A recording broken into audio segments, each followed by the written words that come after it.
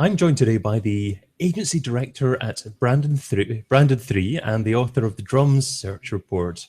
Welcome, Mr. Stephen Kenwright. Hello. Hello, Stephen. How are you doing there? I'm really good, thank you. Yes, really good. How are you, David? Yeah, great, thanks. So great to have you on board for this. And I was reading one of your blog posts recently, and you actually said that Google had lost the war on web spam and we're heading for a new age of user signals. So I was wondering to begin with what you meant by that. Yeah, so it's an interesting point to start because I think certainly since I've been doing SEO, I started doing SEO in kind of 2010, in the days before penalties, so to speak, and kind of the whole conversation really while I've been doing SEO has been dominated by Panda and Penguin. That's been the kind of the key things that people have been writing about, been speaking about, and it's got a little bit overwhelming with the amount of information out there. But I think what's really interesting is, as much as there is a lot of chatter around it, the algorithms don't seem to be updating as often as they used to be. And it doesn't seem to be as big a factor in many people's planning from an SEO perspective as they used to be. So, I think some really good points made recently that people only really stopped doing link spam and content spam, not when they started getting penalized for it, but when it stopped working. So what people are really seem to be doing a lot more of now is more around trying to build engagement, trying to improve the quality of content, not just in a sense of more words or anything like that, but actually trying to think a little bit more holistically about what that content is going to give to people, and more importantly, where it's going to send them next. Are they going to be a converting user? It's not just about as much traffic as you can get. It's really about what's that traffic going to do now. So I think one interesting thing about, particularly around the link penalties, is Google just does not seem to be rolling them out as often as they used to. And they've been penalizing different people. They'd be penalizing the people that have been effectively selling links more than they've been penalizing the people that have been buying links. And I think it's just got to a stage where Google's starting to realize that it can't police the web anymore like it used to. Intriguing, yes. I don't know if it was, do you feel that it was trying to actually control everything, or it was simply actually always just trying to use specific high-profile websites as examples and scare the rest of us into not doing certain things? I think it's definitely about changing behavior rather than it is around specifically taking out all web spam that they can find, just because that's never going to be manageable. That's not something that, across the whole internet they would be able to do. If you think about the number of scrapers and the amount of analytics referral spam that you get, there's just too much of it for a search engine to handle. So I think there's definitely a larger element around changing the behavior of people than there is around specifically kind of hitting everyone with this kind of penalty. So heading to a new age of user signals, is there any user signals specifically that you could actually pinpoint and say, as a website owner, as a business that has a significant presence online, these are the specific areas within user signals that you need to do a good job at? Yeah, absolutely. So I think one of the more interesting ones, some of the kind of forgotten metrics a little bit, but some are much more prevalent in other channels. So click-through rate, particularly, is one that we can correlate really closely to rankings. We have clients now who, instead of the past few years where meta descriptions haven't been a ranking signal, so we've not really been too fussed around it, we've got clients now who are actively testing meta descriptions on a weekly or even daily basis and seeing huge click-through rate increases, and of course huge ranking increases off the back of that as well. But it's obviously not just about clicks through, but also whether you're keeping people there. And I think if you're looking at analytics platforms as a benchmark, yes, bounce rate, and yes, time on site, and yes, number of pages clicked are really good metrics, but not necessarily in a silo. They're really just a signal of wider metrics that search engines are using around dwell time. I think the kind of two things that you really need to influence now are click-through rate, so where are people clicking, and dwell time, are they staying there or are they going back? So dwell time on the site as a whole or on an individual URL?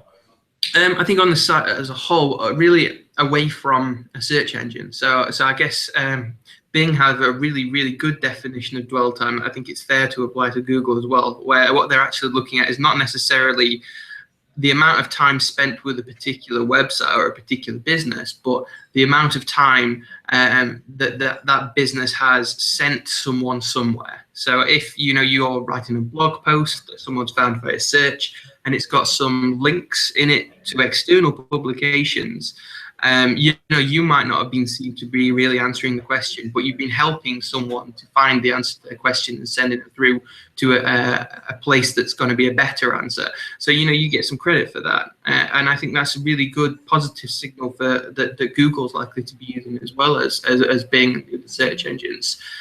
So it's not necessarily dwell time on a website; it's time spent away from a search engine. So user signals doesn't sound like conventional, traditional SEO. Are you still going to be calling what you do SEO in 4 years' time?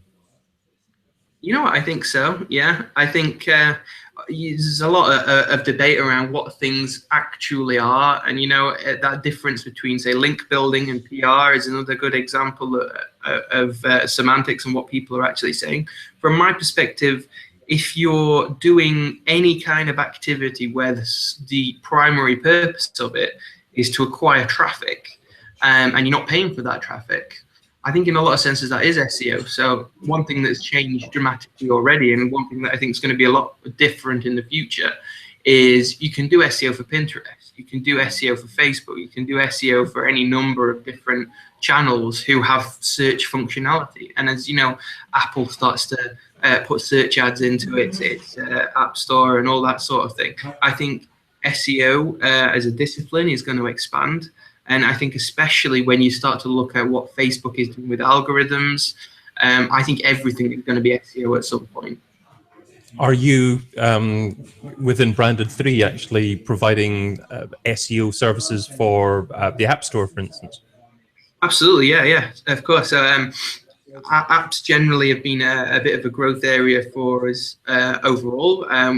Part of the group that we work in does build apps for businesses, and we are tying closely with them, or more and more closely, in fact, with App Store optimization for Android and Apple, but also app indexing. We're just doing a click-through rate study at the minute, particularly tailored for mobile, which we think will probably be one of the first that includes app click-through rate, as well as actual mobile responsive websites, mobile ads, and all that sort of thing. So I think apps actually are a huge growth area, and I think search engines kind of are cottoning onto that fact as well, which is why they're really pushing the app agenda as much as they're pushing desktop mobile results now. And of course, for a few years now, Google have started trusting certain domains more domain authority for obviously Amazon and other domains like that. Is that something that maybe some of your clients are starting to ask you about, how to actually rank on Amazon, maybe by publishing a Kindle book or something like that, and increasing their brand footprint and driving traffic back to their ultimate destination, their own domain after that? Not as much as you would expect with sites like Amazon in particular. It's not something that seems to be on clients' radars as much. eBay as well, that sort of thing. It's not something that they are typically asking us about.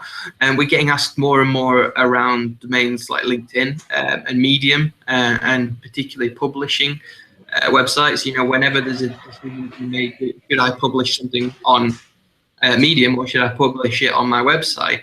That's the kind of conversations that we are getting more and more involved in. So yeah, interesting you mentioned LinkedIn and Medium. Does that mean that there's an argument for businesses not having a blog on their own website nowadays and actually using third-party networks instead to publish a blog on?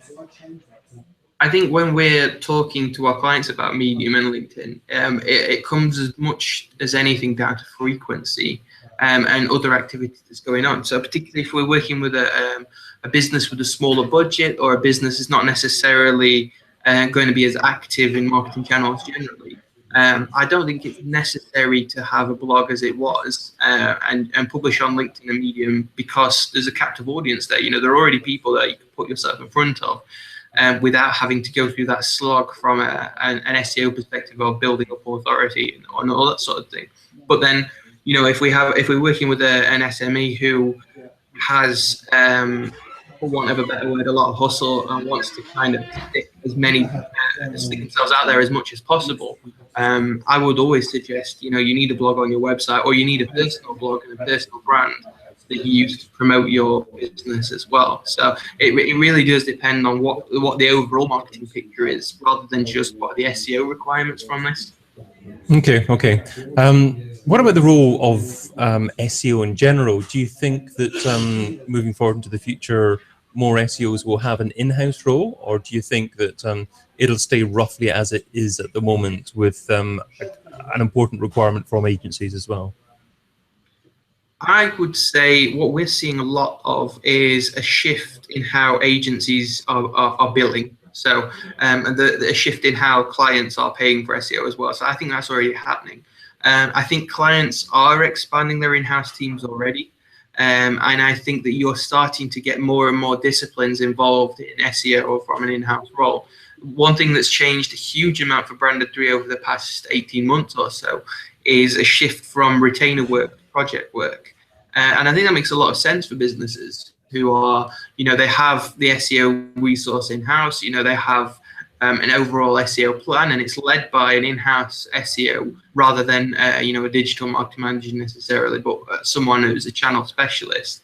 And we're engaged more and more from a project basis for, you know, link building, or for some CRO work, or something kind of more specialist. So I think what you're gonna see a big difference in is the size of in-house teams, particularly for really big businesses. I think you're seeing the end of £100,000 a month SEO retainers now. I think that's something that's going to disappear, and what you're going to get more of is execution, more creative work being outsourced.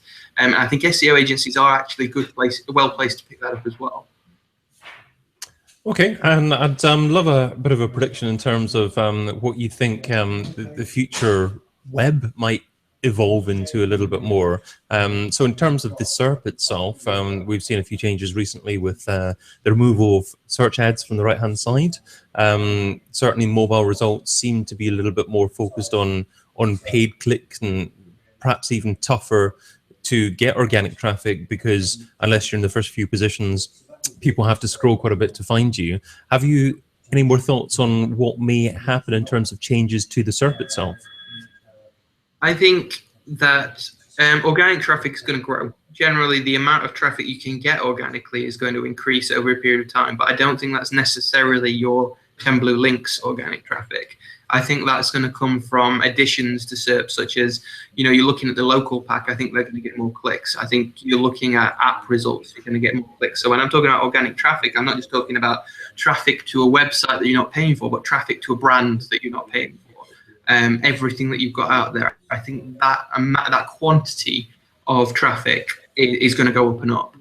But having said that, I think paid is going to increase as well. So I think you're definitely a long way off seeing the death of search engines. You're a long way off seeing Google being challenged as well. I think it will eventually get to a stage where Bing is a much more major player than it is now. But right now, I think the way that Google's going, you're likely to see these experiments come and go. I think there's going to be, say, the AMP project, for example. Definitely possible to get a fair bit of traffic from it. Definitely possible to get a lot of impressions. I mean, Richard Baxter put a really cool post on Built Visible over the last week or so that shows how many impressions you can get just by being listed in those AMP pages. I think that there's a huge opportunity around that right now, but I think this is one of those projects that Google's going to see as a little bit more short term. And ultimately, the goal of the search engine is not to take away organic traffic, but to try and get more people clicking on those paid ads. So I think that's definitely always in the back of the mind. And we're seeing a significant growth in other forms of content, video. Do you think that the SEO will be more involved with optimizing other forms of content in the future, like video? Absolutely, yeah. I think it's been a little bit of a short-termist view from SEO. So when you're talking about content marketing, obviously content marketing apparently has replaced link building. What people kind of seem to be referring to as content marketing is copy, blogging, for want of a better word, in a lot of senses, and maybe some infographics. And I think what you're seeing now is media networks, huge agencies, and clients, of course, starting to realize that they can do some really cool stuff with content, and they can do huge projects across different channels that can all be optimized.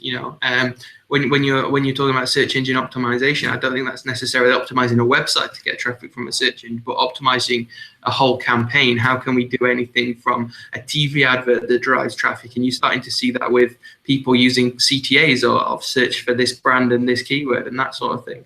And then you're looking at YouTube and other video networks that people are getting more involved with an SEO perspective as well. So I think brands are certainly starting to optimize everything, as you would say. Do you think SEO in general is still a bit of a dirty word to regular marketers? That's a bit of a tricky one, because I think, yes, it is. I think people still have a perception of SEO, and I think that they always will do, as long as there are still agencies and still spam emails coming through that say we can do this and we can do that, and it's going to cost you nothing. So I think it's always going to be an uphill battle for the SEO industry. But at the same time, I think brands are being forced to do it. I think you've got more and more top-level marketing directors, C-suite people who have been at brands, agencies, and so on, who have used this as a channel very successfully. So I think where we get into at the minute is where people are starting to realize they have to do SEO, whether they like it or not. So it's never going to be anyone's favorite channel. But I think at the same time, it's always going to be a channel that's going to drive huge value for brands, and long-term value as well. How do you think Google are using social media at the moment to actually give its signals with regards to how it should rank certain domains? And how do you think that might evolve over the next few years? I think that one thing that I've always said is that social media is really difficult to integrate into search, simply because Google can never use a full picture. So Google can never use Facebook, for example, to accurately modify its algorithms, simply because there is firstly a chance that Facebook will shut off Google entirely and won't be able to crawl anything. And even if that doesn't happen, it's never going to be able to see everything because of the privacy settings of a hugely significant portion of users. So I think Google is reluctant to use Facebook in that way. And obviously there are other social networks, and Google Plus is a really good example where they do want to integrate that. But at the same time, can they accurately gauge whether something is possible, something is really popular, whether a brand is really a big brand if they're only using Twitter and not using Facebook? You start to get into a world where B2B is maybe a little bit more heavily weighted than it should be. You're starting to get to a world where older people don't necessarily have a say in the algorithm when you're looking at crowdsourced data. So I think Google is really going to struggle to integrate social in its current form into the current algorithm. I think you've seen various studies debunked about whether +1s affect rankings, whether tweets affect rankings. So I think we're a long way off it being able to actually do that. What I think is probably more likely is it will work out a deal. Obviously, it's worked out a deal with Twitter already, but I think it will start to work out a deal with some of the social networks to look at how many people are maybe searching for something, to try and gauge a bit more of an interest around a topic rather than the actual content that's being produced there. So you'll start to see so many people are publishing stuff around this particular brand entity. So many people are searching for it every month. And that's potentially going to affect the algorithm a little bit more. I think that's likely. And at the same time, I think you might see particularly brand pages with star ratings and reviews on Facebook. I think reviews are going to be a huge ranking signal in the future. And I don't think Google is really able to ignore Facebook in that respect. So and at the same time, what brand has a private brand page? No one does that. So I think you will start to see that integrated a bit more as well. So you mentioned Google Plus and Plus Ones under the same breath as Twitter and Tweets. Yeah. Does that mean that Google Plus is still a very important social network, and what's the future for that? So the first thing I would say is that there's no future for that. There's no way that Google Plus has much of a future at all. My advice on Google Plus has been pretty consistent for probably at least a year now, which is if you're doing Google Plus already and you're doing really well on it, carry on. Just do what you're doing. Maybe don't up your budgets, but do what you do, and reap the rewards while you still are able to. If you are, a startup, if you're just starting a brand, if you're just starting at a brand even, I think it's too late for Google Plus, and I don't think that that's probably something that should really be on your radar. You can do a huge amount more with other social networks, and they're just as easy to manage, just as potentially lucrative as Google Plus kind of promised to be. So I don't think there's long-term future in Google Plus. I think Google is still looking at maybe an acquisition, or maybe starting again at some point over the next 5 years. Do you think that it's essential for Google to make an acquisition or start something again in order to still be relevant in 4 years' time? I think Google has recognized that social media is sticking around quite a long time ago. So Google was, they've obviously, before Google Plus, they've done Buzz and they've done various other failed projects before that. So I think Google knew a long time ago that social media is not going anywhere. But at the same time, it might be a case that Google is not necessarily sure that social media is for Google. It might not be the right channel for them to branch out into. I always think that they will keep trying new things. I don't think that using the same strategy for the next social network as they use for Google Plus, which is effectively, relying on the traditional Google audience of SEO agencies and PPC agencies and practitioners of both of those channels to drive forward a social network, is necessarily going to work. I think Google is always going to face a challenge of being able to build an audience before they monetize it. And I don't think that's why I think they're going to have to look at an acquisition if they do want to do something serious about it.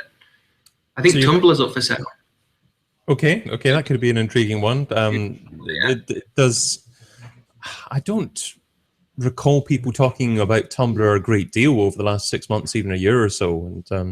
And is it still fairly successful as a kind of blogging image sharing network, really?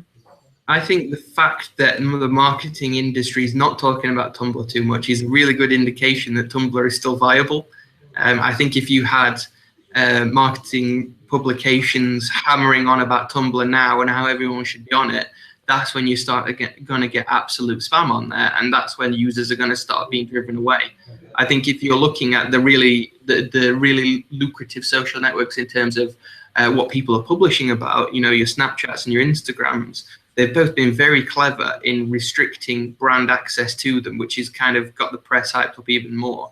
But when you're looking at Tumblr, you can do stuff with it, but I think you have a lot of opportunity that's just not being really mentioned anywhere. So it's something that we're keeping an eye on generally. That's an interesting left field shout there. I like that one there. And I'd like to get a couple of your thoughts on how Google are likely to try and rank and perceive authoritative and relevant content in the year 2020. I mean, it's obvious that links are a very significant part of its algorithm even now in 2016. Is it going to be able to move away from that? What are some other ways that Google may be likely doing in trying to determine what is authoritative and relevant content? I do think that Google is trying to move away from links. I think you see some industries now, some verticals in search results where I'm very skeptical about how much emphasis is placed on links in the ranking algorithm. So if you're looking at iGaming, you're looking at things like bingo, if you're looking at payday loans and that sort of thing, I don't know exactly how important links are compared to maybe something that's a little bit more maybe B2B, or maybe something that requires that measure of authority. So I think they are able to move away from links at some point. I don't think they're there yet. And I think that PR, the whole positive aura around a website, around a brand, I think that is still going to be quite significant. So mentions of a brand and general search and interest in it is always going to be a huge signal. I think things like brand search are going to be more and more significant, and they're probably very significant now. But I also think that ultimately what Google really wants to use as a kind of metric, for want of a better word, is satisfaction. So if I'm thinking about what's going to be the big ranking signals in the next 5 years, I would say user reviews, star ratings, that sort of thing. Exactly the same way as something like PPC. Google wants to send traffic to a website that's going to make good use of it. It's a bad use of everyone's time, and always going to put users off if they're sending those searches to a website that's just not a very good business. So I think you're looking at reviews and star ratings and that sort of thing as going to be one of the ranking signals in the future. Great. Well, many interesting thoughts. Thanks for that there. Just to conclude, what do you think are a couple of things that businesses need to stop doing now and maybe start doing now in order to future-proof what they're doing from a content publishing and an SEO perspective moving forward? So I think it's fine to say what's going to happen in the next 5 years, but I do think that there's still a lot of really, really shoddy link building going on at the minute. And I don't think there's necessarily going to put any users off from that perspective, but at some point, there's going to be some damage, some fallout from that. So I would say that whilst you know, a lot of very big brands are getting away with some absolute atrocious link building right now, I don't think that's going to last. So to be here in 5 years, you've got to be here in 2 years. So I would say that that's something that needs to be stopped as a priority. And so even if you're competing in an industry which is very aggressive and you feel that all your competitors are achieving good results by what looks like shoddy link building. Yeah, I think absolutely. So we certainly work in a lot of verticals. I know a lot of other good agencies that do work in similar verticals that don't do that kind of stuff and still compete. So it's not a necessary thing to be able to compete right now. It's obviously certainly from an agency perspective, it's a difficult conversation with the client who says this brand is doing this, so why can't we? And that's always going to be, and it has been for a long time, a difficult sell. But at the same time, if you are competing with those brands and you are, you know, staying in there and there or thereabouts or even higher, I don't see a good reason to move into those kind of tactics. Great. Well, Stephen, thank you so much for joining me. I know we could continue debating these things for hours, I'm sure, but where can people get hold of you if they'd like to find out more about you? The best places are definitely on Twitter. So I'm at Steve Kenwright, or my email, stephen.kenwright@brandedry.com, or just brandedry.com. Just leave us a message. Great views. Thanks again, Stephen. Thank you.